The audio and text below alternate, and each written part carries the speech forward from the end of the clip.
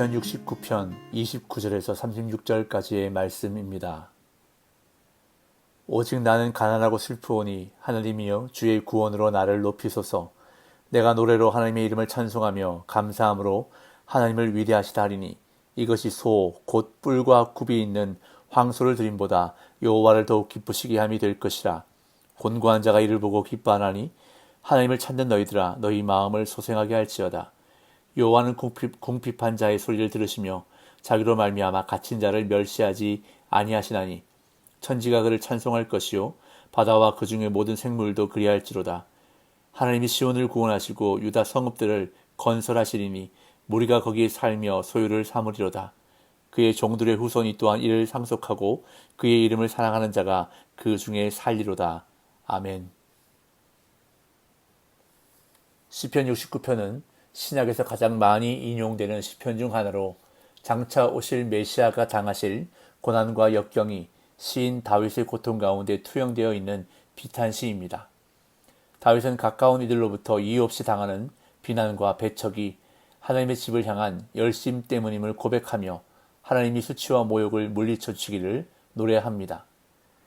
이 시는 크게 네 부분으로 나누어 볼 수 있는데 1절부터 12절까지는 시인이 자신의 고난을 묘사하고 13절부터 20절까지 해서 시인은 고난 가운데서 자신을 건져달라는 간구를 본격적으로 드리고 있습니다.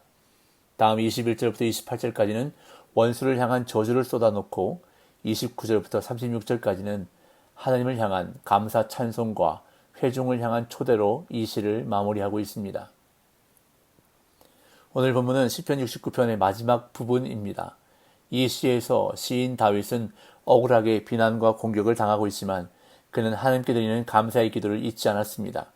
시인의 문제가 얼마나 해결되었는지는 알 수 없지만 그는 애통과 저주로 이 시를 끝내지 않고 기쁨의 찬양으로 마무리하고 있는 것을 보게 됩니다. 먼저 시인은 자신이 가난하고 슬프다고 말하면서 하나님의 구원만이 유일한 소망임을 고백하고 있습니다. 29절입니다. 오직 나는 가난하고 슬프오니 하나님이여 주의 구원으로 나를 높이소서. 이 구절에서 시인은 이전까지의 상황을 요약하면서 마지막으로 기도하는데 가난하고 슬프오니는 대적들의 공격으로 인해 시인이 비천하고 고통스러운 상황 가운데 있음을 말하고 높이다라는 말은 높은 곳에 세워진 요새와 같이 높고 안전한 장소로 하나님이 시인을 인도하셔서 구원하시고 지키시는 것을 의미합니다. 전체적으로 이 구절은 대적들로 말미암아 낮아질 대로 낮아진 시인의 기도를 하나님이 들으시고 구원하셔서 그를 높이실 것을 간구하고 있는 것입니다. 이처럼 시인에게 여전히 고통과 괴로움이 있지만 하나님이 그의 기도를 들으시고 구원해 주실 것을 확신하며 하나님의 이름을 찬송하겠다고 맹세합니다. 30절 내가 노래로 하나님의 이름을 찬송하며 감사함으로 하나님을 위대하시다 하리니. 시인은 확실히 그의 기도가 응답되어 구원받을 것이기 때문에 하나님의 이름을 회중 앞에서 찬송하겠다고 맹세합니다. 그리고 감사함은 원래 감사의 노래나 감사의 제사를 의미하지만 31절을 볼 때 여기서는 감사의 노래, 즉 찬송으로 보는 것이 좋습니다. 또한 하나님을 위대하시다 하리니는 하나님의 백성 가운데서 하나님을 높이고 영화롭게 하는 것을 말합니다. 그러면서 시인은 하나님이 기뻐하시는 진정한 감사와 찬양을 드리겠다고 맹세합니다. 31절 이것이 소 곧 뿔과 굽이 있는 황소를 드림보다 여호와를 더욱 기쁘시게 함이 될 것이라.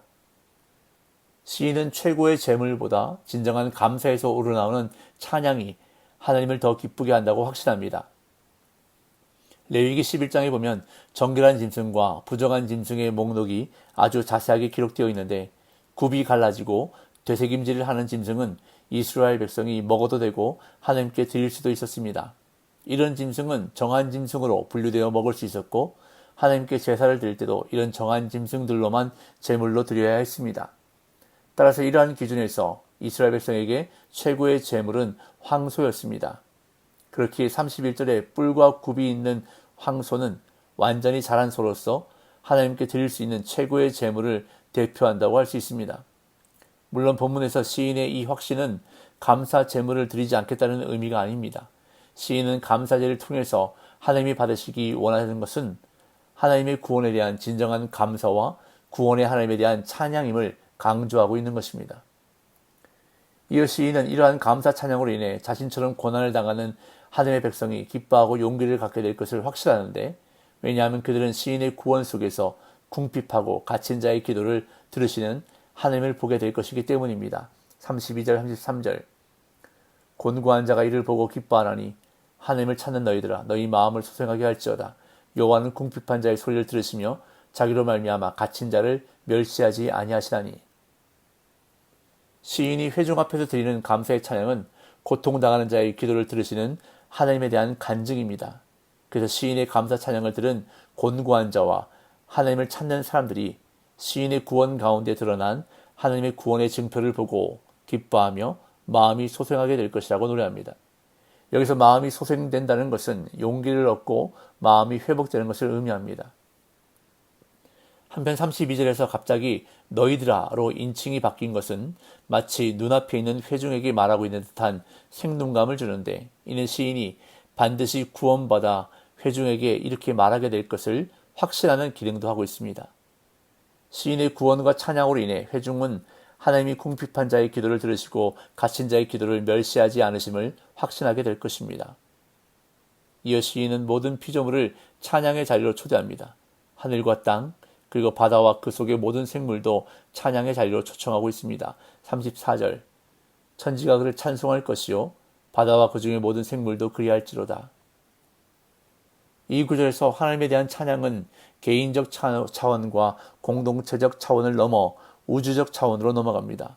시인은 천지, 즉 모든 피조물이 하나님을 찬송하며 바다까지 하나님을 찬양할 것이라 말합니다. 이 시의 전반부에서 바다는 시인을 위협하는 존재였지만 이제는 하나님을 향해 함께 찬양하는 피조물 중 하나로 나타나고 있습니다. 이어 시인의 시선은 시온으로 향하는데, 하나님이 시온을 구원하시고 유다 여러 성읍을 견고하게 세워주시기를 기도합니다. 그리고 하나님을 사랑하는 백성이 그곳에 거주하기를 소망하며 이 시를 마무리하고 있습니다. 35절 36절 하나님이 시온을 구원하시고 유다 성읍들을 건설하시리니 무리가 거기에 살며 소유를 삼으리로다. 그의 종들의 후손이 또한 이를 상속하고 그의 이름을 사랑하는 자가 그 중에 살리로다. 35절에서 시인은 앞으로 시온에 펼쳐질 일들을 바라보는데, 한때 성전까지 무너졌던 시온을 하나님이 구원하시고 유다 성읍들을 건설하실 것이라 선언합니다. 그리고 그곳에 하나님의 백성이 살게 될 것이라 말하는데, 이들의 거주는 일회적이지 않고 영구적입니다. 이는 한때 포로로 끌려간 유다 백성을 하나님이 돌아오게 하신다는 회복의 선언입니다. 이 선언 속에서 확인할 수 있는 두 가지가 있는데, 첫째, 하나님의 구원 행위가 삶의 영역에서 구체적으로 드러난다는 것입니다.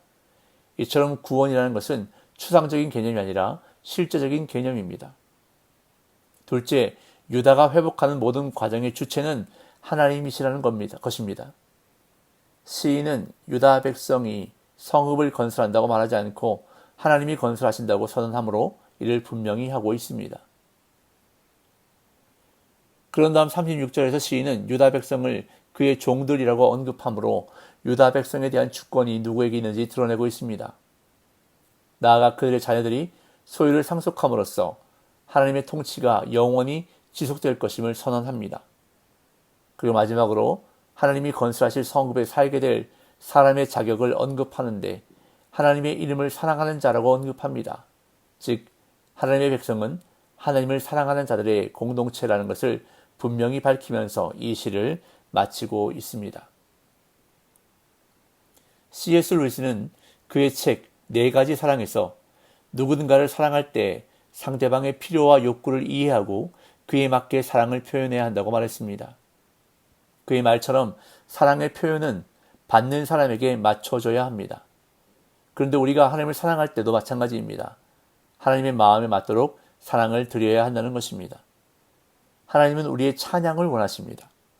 그 무엇보다 우리가 전심으로 드리는 찬양, 진실하게 드리는 찬양을 기뻐하신다는 것입니다. 찬양은 모든 피조물의 마땅한 의무입니다. 더욱이 사람은 하나님을 찬양하는 존재로 지음받았습니다.